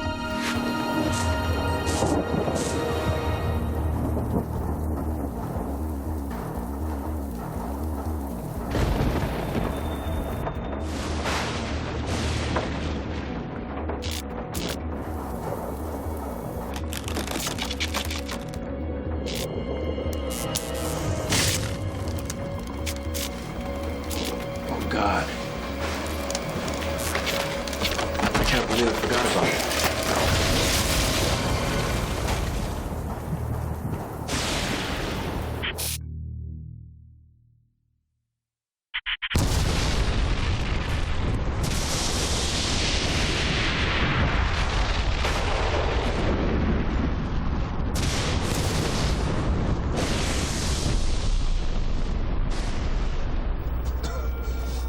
Try that again.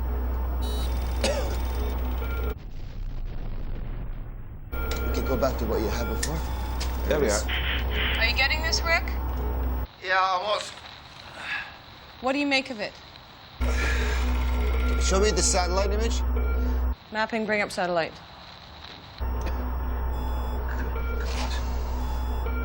Okay, go closer. That's amazing. Okay, can you give me the thermal image?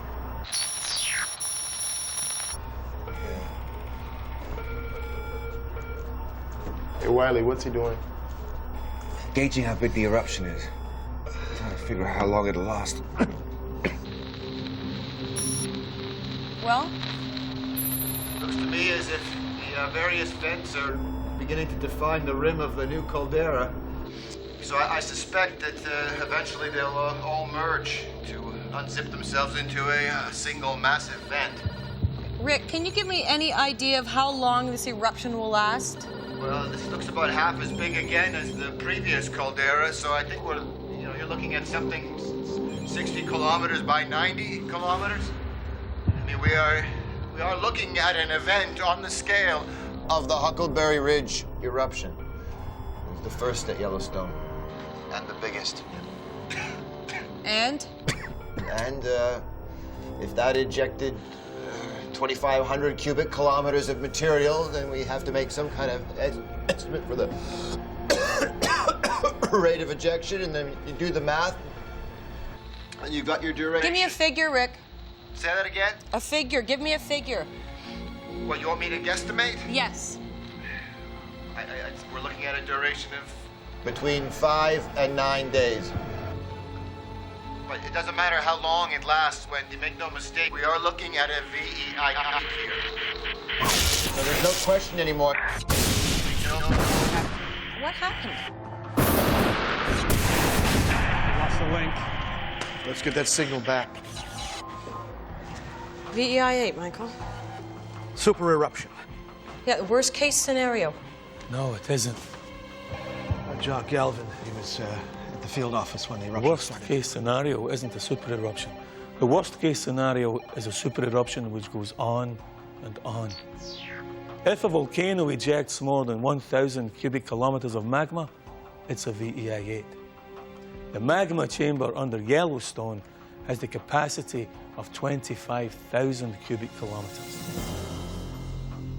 Problem is, we don't know how much of that is eruptible magma.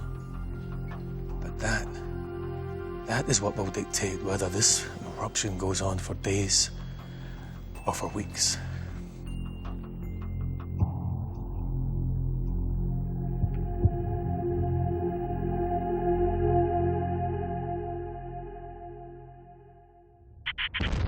By day 3, the volcano showed no signs of slowing.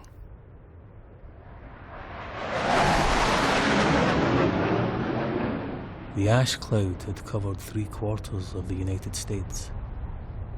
Cities like Chicago, St. Louis, Detroit, Minneapolis, they were at a total standstill.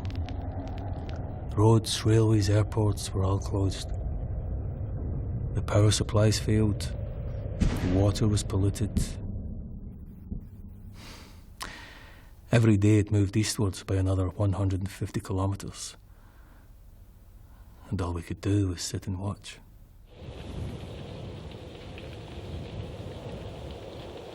So you guys are brothers-in-law? He married my sister. I didn't approve. She needed some sanity in her life. Oh, well, she got that, didn't she? Married to a man now who works on top of an enormous volcano.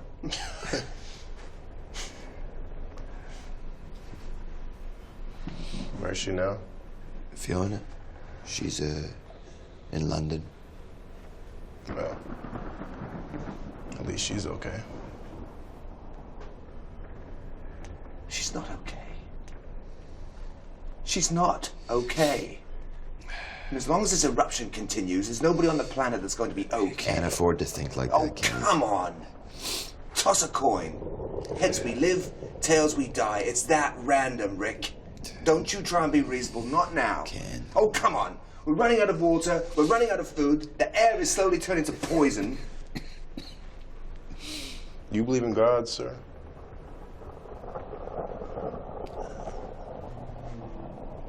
God. Yeah.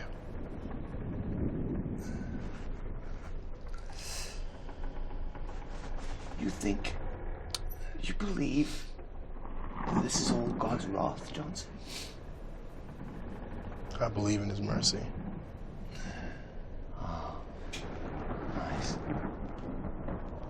Well, you can go outside and you can tell those hundreds of thousands of people who have just died in this sudden, cataclysmic eruption of God's mercy. It's not helping. I'm not man. trying to help, Rick.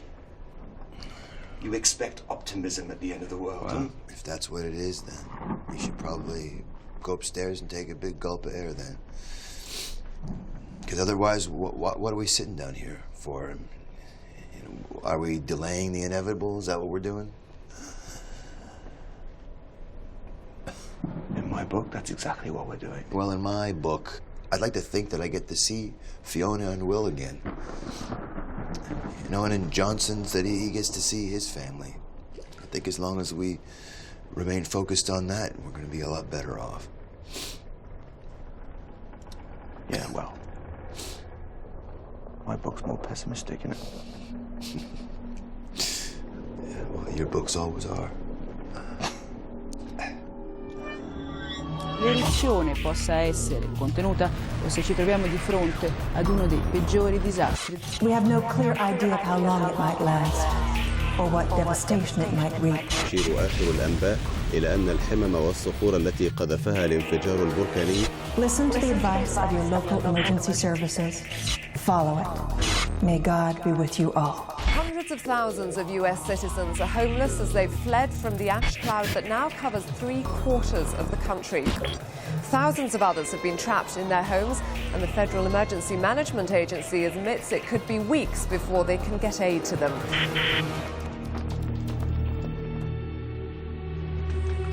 Good morning, sir. Good morning. Morning, all.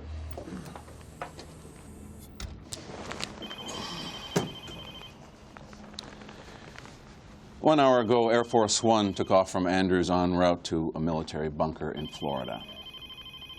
That information does not leave this room. You can't run a country under several feet of volcanic ash, but some sections of the media will still say she's running away. Now, can we get to business? Wendy, how many people in the fallout zones? About 25 million. Casualty estimates so far? In the immediate zone, 90%, excluding those that got out early. In Zone 2, we estimate 10% mortality. That's approximately 35,000 people. Zone 3, 5% mortality. That's 122,000 people. Zone 4, 3% mortality, 85,000 people. Zone 5, estimate 1% mortality, 220,000 people. Total estimated deaths for the first week, 462,000. And that's assuming Zone 1 is clear. These are all from the ash? Mainly. Either directly from ash inhalation or indirectly from roof and building collapse, power failures, especially in the hospitals, ash-related accidents. Sir, standard advice to people was that they store enough food and water for only 3 days. Today is day 3. Then what are we going to do? Oh, excuse me? Wendy Rice. Look, even when it ends, we won't be able to fly for weeks with the ash still blowing around. So what are we actually talking about? You find a way. You don't just write off 25 million people. Good. Put him through. We've got Rick Lieberman here. Rick, can you hear me? Yeah, hang on. Yeah, we got you. Rick, we have 4 more vents open since yesterday. All right. Has Dave been able to model these? We can't raise Dave. Say that again? I'm sorry, Rick. We can't raise Dave. Secretary Foster here, Rick. We need to know how long this eruption is going to last so we can plan how to rescue 25 million people. With all due respect, Mr. Foster, I think you've got to change your game plan. I mean, what you have told people is to stay put and to sit this out and to wait for your help. I believe there's simply no realistic way for you to honor that, sir. And I think that if you do, people are going to die waiting for you. You need to retract your advice. I can do it again. You need to retract your advice. You need to tell them to come to you. Mr. Lieberman, FEMA will draw on every resource possible to rescue these people. That's our federal obligation. No, sir, this is not about protocol, Mr. Foster. This is about survival and nothing more. I mean, when this ashfall stops and the air starts to clear, the people who are trapped are going to, like we are going to start walking. They're going to start walking rather than stay here and wait to die. And they're certainly not going to make it, sir, without your help. You need to help us. You need to tell us where to walk. We need to have supplies dropped for us along the way. I mean, if we are going to walk for life, then it's up to you guys to help us. Damn it. He wants people to walk through the ash? Wait, is he crazy?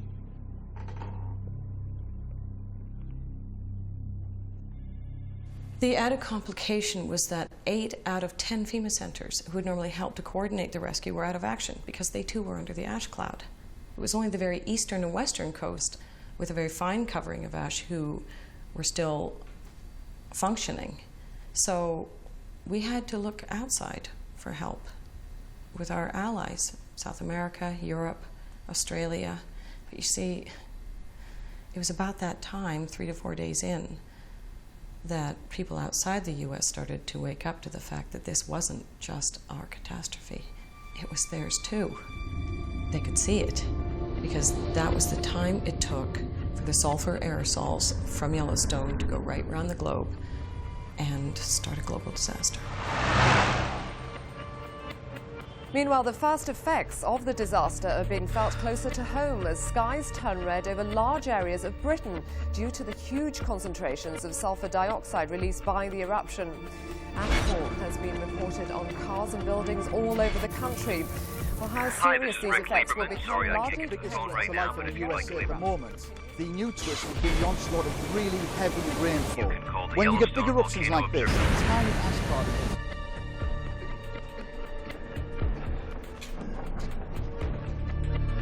act as a nuclei for water droplets, so you get torrential rain. Hundreds of thousands of US citizens.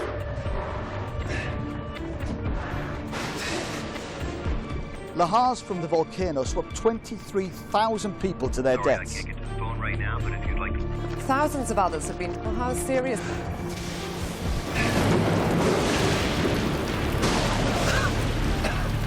These effects will become largely depends on how long the eruption continues. As our science correspondent Bill Copley. Where are you?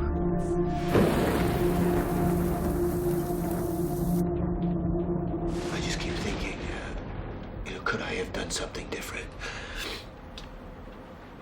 Should I have done something different? Just been more decisive or stronger if I could have, made the call earlier. Maybe that would have changed things. Maybe that would have saved some lives. I guess that's up to other people to judge. And my family, it's them who will be left with the fallout of that.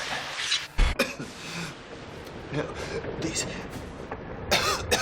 men that I'm with, they think that if we stay put, that we're going to be rescued. But I honest to God believe that if we just watch and wait, I honest to God think that we're as good as dead.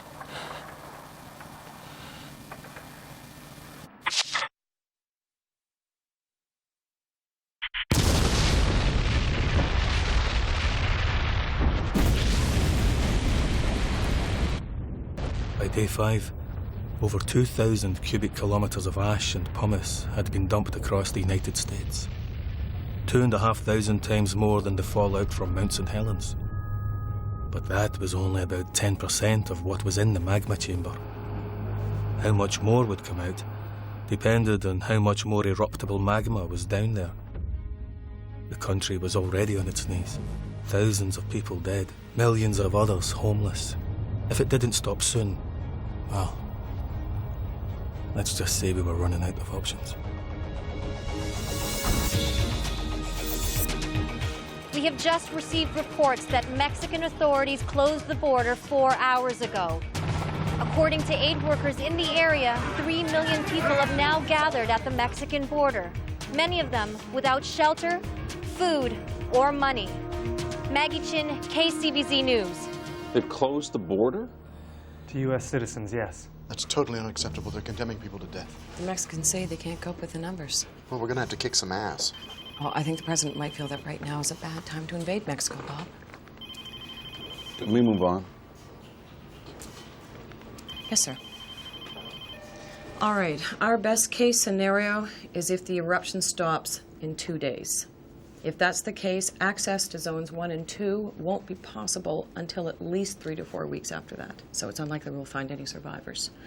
We can start supply drops into zones 3 through 5 about 2 weeks after the eruption ends if the weather is with us. But it's going to have to be piecemeal, depending on whether the satellite can find clean skies for the aircraft. That's too long. What about Rick's walk to life?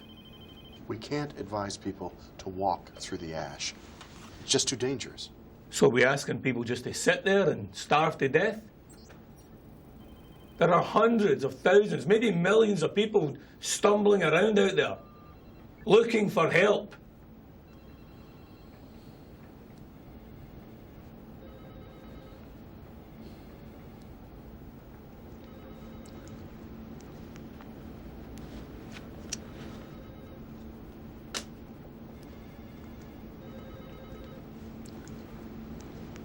Sir?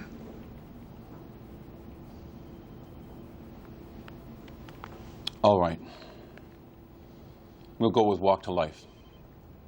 I need to hear a plan out of this room as to how to do that fast.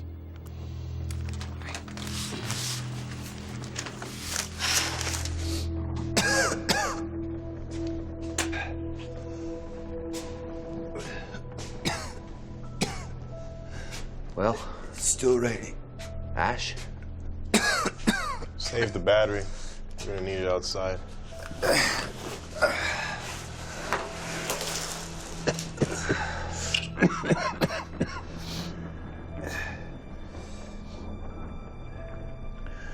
Johnson. Yeah. Would the Air Force be looking for you? For me? Yeah, you know. Leave no man behind and all that. That's the Rangers. So the Air Force does leave men behind it? I guess. I should have joined the Rangers. Cheyenne's our best bet. We should head there. FEMA. FEMA knows we're here. They'll send somebody. Kenny, FEMA's got 25 million people to save. By the time they find us, we'll have starved to death. Not if we eat Johnson. Try it, man. Definitely a book in this when we get out. Oh, I don't know. One doesn't like to say I told you so.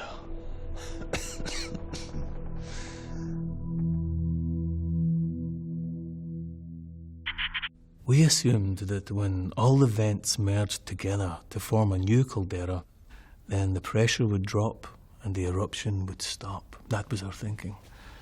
Then, on day 7, our seismographs began to pick up massive quakes, and we realized that the ground within the new caldera rim was beginning to collapse into the empty space left by the ejected magma.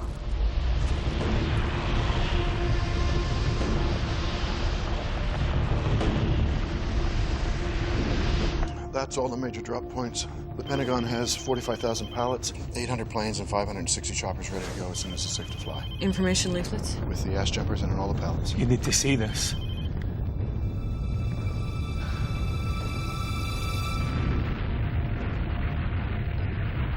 Does this mean... This means that the pressure holding the eruption column in the air is beginning to drop. It's a good thing. It's a good thing.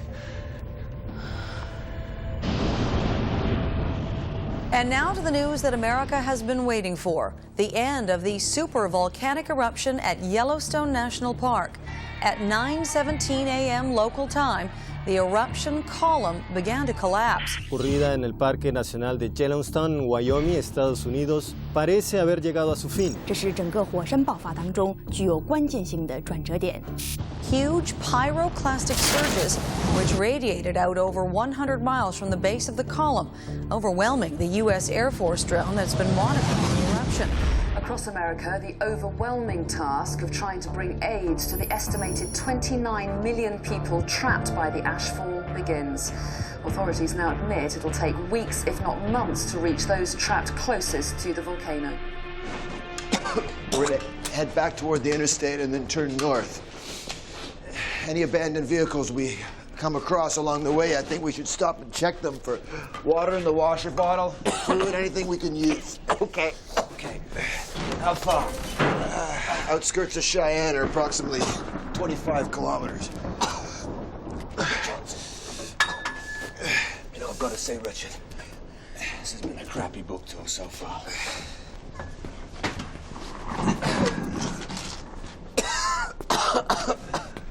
Flashlight. Ready? Okay. Come on. Come on. Up.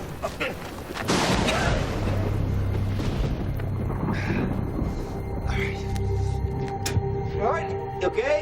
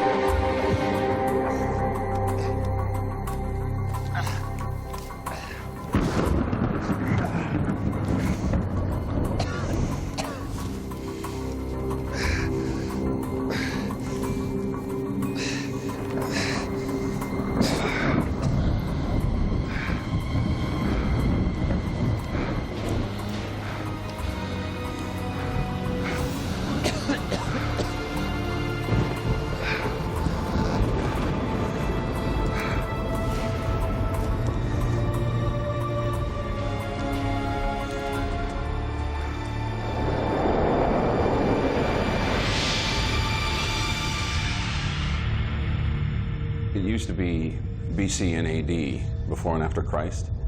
Well, now it's BY and AY, before and after Yellowstone. Before and after the world changed out of all recognition. Suddenly, utterly, irrevocably. The global effects were not fully felt until a month or so after the eruption had stopped. Billions of tons of sulfur dioxide ejected by the volcano wrapped their way around the northern hemisphere, cutting down the sunlight. Within weeks, temperatures started to plummet, as much as 20 degrees in some places. Then the aerosols jumped to the equator and started to cool the southern hemisphere. The monsoon failed, adding drought to the bitter cold. Climatologists say it will start getting better in a few years. But let's just say, I don't think I'll live to see another tan.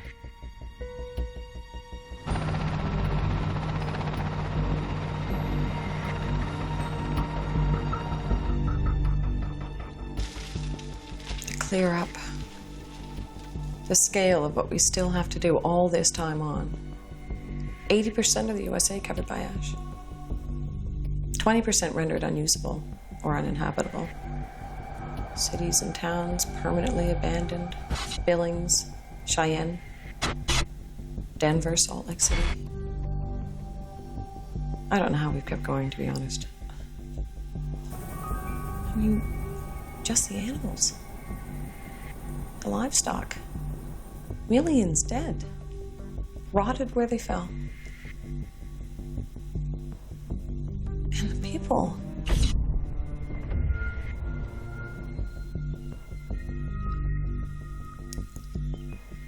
If it hadn't been for Walk to Life, 7.3 million lives saved. That was an achievement. And it was Rick's achievement.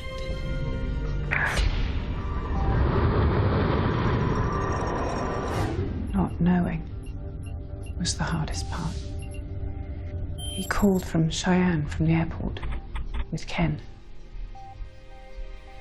And then I didn't hear anything. Until Michael Eldridge called from FEMA to say they were in this bunker place. But safe. But then, when there was no news,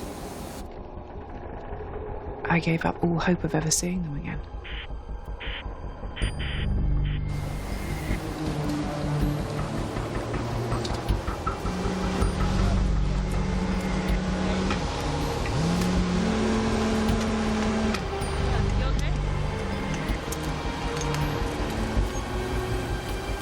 Sir, I believe this is yours.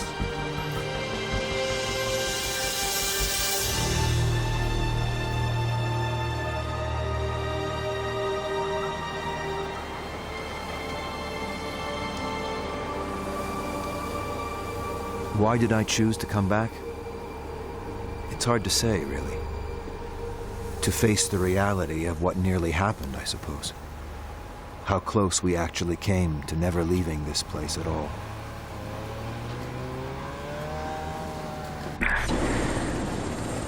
We were picked up in Cheyenne.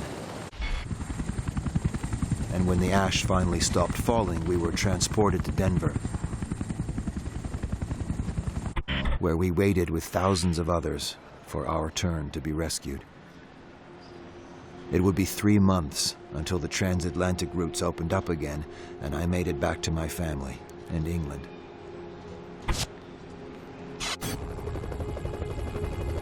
But I soon realized I couldn't stay there. Not until I'd seen, for myself, what had happened to Yellowstone. The place I'd spent my whole life trying to understand.